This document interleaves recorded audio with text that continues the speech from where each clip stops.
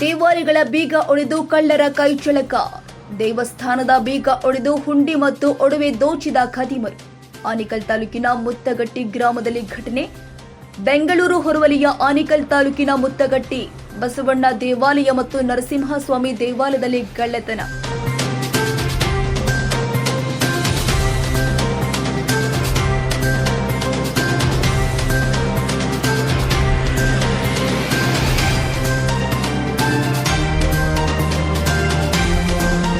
ಇತ್ತೀಚೆಗೆ ಬಸವೇಶ್ವರ ಸ್ವಾಮಿ ದೇವಸ್ಥಾನ ಜೀರ್ಣೋದ್ಧಾರ ಮಾಡಲಾಗಿತ್ತು.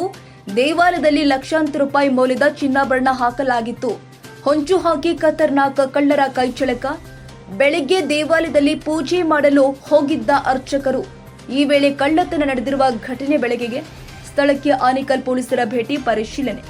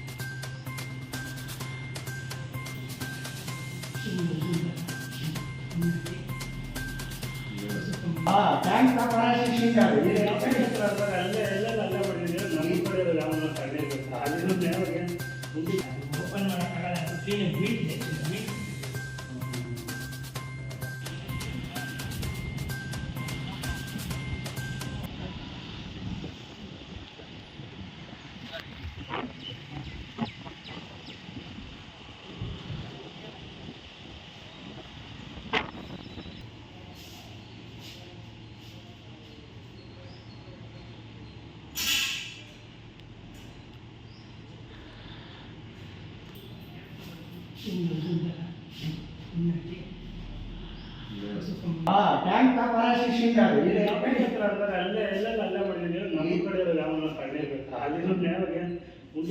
ಓಪನ್ ಮಾಡೋಕ್ಕಾಗಲ್ಲ. ಟ್ಯಾಂಕ್ ಶಿಕ್ಷೆ ಓಪನ್ ಮಾಡೋಕ್ಕಾಗಲ್ಲ. ಕ್ಷಣ ಕ್ಷಣದ ಸುದ್ದಿಗಾಗಿ news 81 Kannada YouTube channel subscribe ಮಾಡಿ. ಹೊಸ ಸುದ್ದಿಗಳ ನೋಟಿಫಿಕೇಶನ್ಗಾಗಿ ಬೆಲ್ ಐಕಾನ್ ಕ್ಲಿಕ್ ಮಾಡಿ.